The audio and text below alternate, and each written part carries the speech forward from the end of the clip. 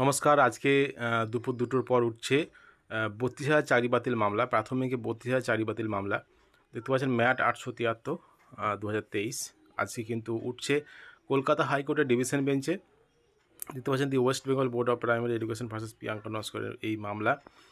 অনেকগুলি can file করা হয়েছে। তো আজকে কিন্তু শিক্ষক শিক্ষিকাদের আইনজীবী বলবেন, সওয়াল করবেন। তো খুবই গুরুত্বপূর্ণ আজকের দিনটা।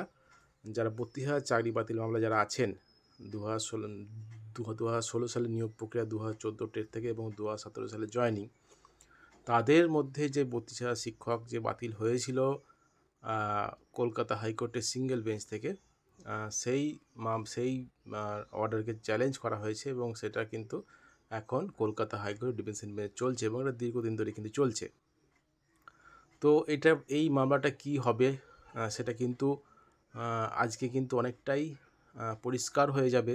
এই মামলার গতি প্রকৃতি কোন দিকে যায়। তো খুবই গুরুত্বপূর্ণ আজকের দিনটা। এই ৩২,০০০ চাকরি শিক্ষক শিক্ষিকাদের জন্য কি হতে চলেছে আজকে কিন্তু অনেকটা জানা যাবে। তো এটাই হলো বিষয় যে আজকে কিন্তু দুপুর ২টোর পর কিন্তু এই মামলা উঠবে এবং এই মামলাতে কি আপডেট উঠে আসে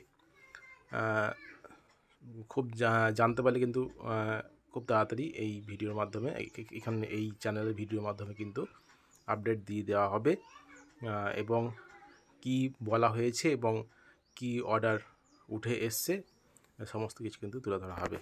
দেখা যাক আজকে কি হয় এই ৩২,০০০ চাকরি বাতিল মামলার।